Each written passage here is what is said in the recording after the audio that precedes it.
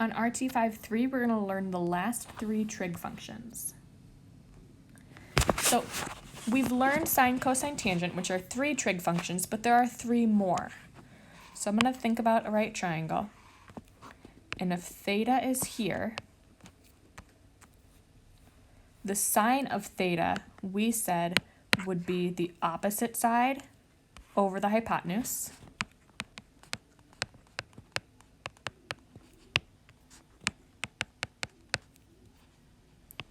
The cosine, we said, would be the adjacent side over the hypotenuse. And the tangent is the opposite side over the adjacent side. So that should all be review. We've got three more though. We've got cosecant, secant, and cotangent. And these are just going to be the reciprocals of sine, cosine, and tangent respectively. So cosecant is the hypotenuse divided by the opposite side. So if you take sine and flip it upside down, you get cosecant. Secant is your hypotenuse divided by the adjacent side. And cotangent is the adjacent side divided by the opposite side. So again, if I take this and find the reciprocal, I get secant. If I take tangent and find the reciprocal, I get cotangent. I do want to point out it's a little counterintuitive because I have sine and then cosecant. These are the ones that are reciprocals. It's intuitive to have cosine and cosecant match up, but it's actually going to be the opposite, where sine and cosecant match up, cosine and secant match up. So we're going to practice this a little bit. And the very first thing that we are going to do is find that missing side.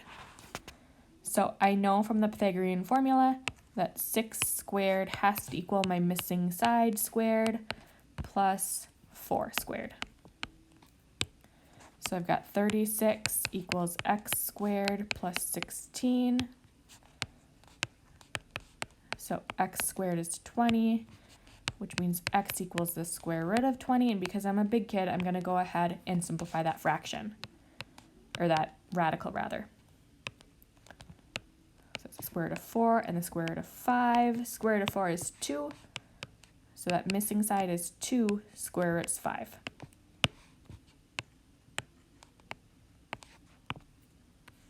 Now that I've got all of my sides, I'm going to shrink that work down so it's not in the way. From theta, I'm going to fill in my sine, cosine, tangent, cosecant, secant, and cotangent. So opposite over hypotenuse from that angle is going to be 2 square roots 5 over my hypotenuse 6. And I always reduce my fractions because I'm a big kid. So I get square root of 5 over 3. My cosine then will be 4 over 6. Because my adjacent side is 4, my hypotenuse is 6. I always simplify my fractions, so I get 2 over 3. And my tangent then will be 2 square roots of 5 divided by 4. And again, I always simplify my fractions, so I get square root of 5 over 2. Cosecant, secant, and cotangent, I can use my picture, or I can use what I wrote before and just flip it on its head. So cosecant will just be the reciprocal of square root of 5 over 3. So 3 divided by square root of 5.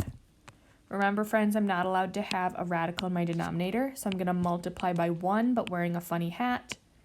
And the hat always looks like square root of 5 over square root of 5, or square root of 3 over square root of 3, or what have you. So my final answer is 3 square roots of 5 over 5. Secant is just the reciprocal of cosine, so that's 3 over 2. And cotangent is just the reciprocal of tangent, so 2 over square root of 5. Again, I can't leave that radical in the denominator, so I multiply by square root of 5 over square root of 5.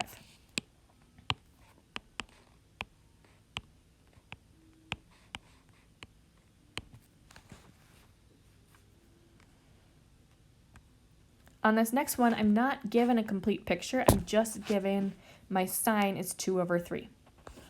So I'm going to pick which angle in my picture is going to be theta. And I'm going to say my opposite side is 2, my hypotenuse is 3, and I'm going to solve for that third side. So I know that 9 must equal 4 plus x squared.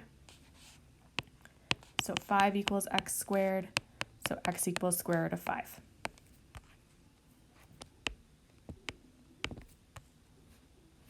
My cosine then will be square root of 5 over 3.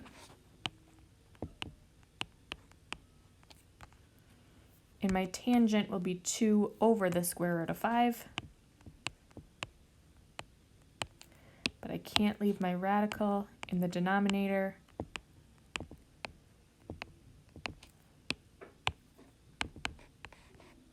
So I get 2 square roots of 5 over 5. Cosecant, secant, and cotangent I could pull from my picture, or I can use what I got before.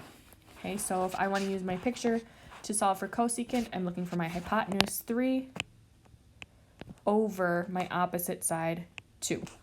I could also have looked at that 2/3 and say, okay, flip it on its head. My secant then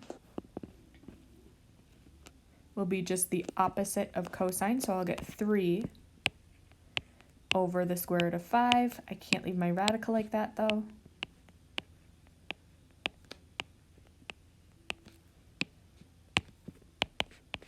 So I get 3 square roots 5 over 5.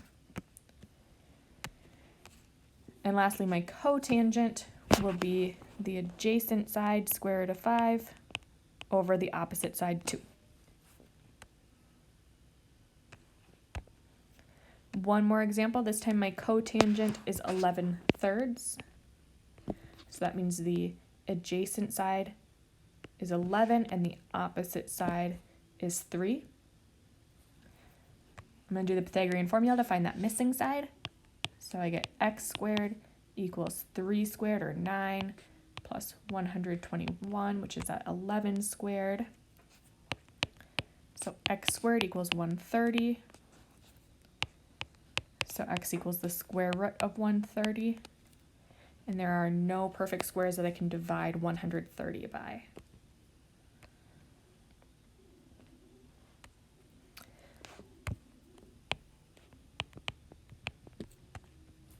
Sine of theta then will be 3 over the square root of 130.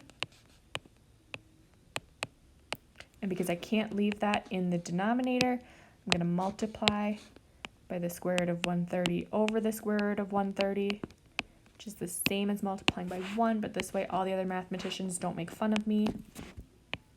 So I get 3 square roots of 130 over 130. The cosine of theta then will be that exact same thing, but 11 over the square root of 130. And again, I'm going to multiply by 1, but wearing a funny disguise. So I get 11 square roots of 130 over 130. And lastly, the tangent of theta will be 3 over 11, because my opposite side is 3 and my adjacent side is 11. For cosecant, I'm going to have square root of 130 over that opposite side 3. And secant, I'll have square root of 130 over that adjacent side 11.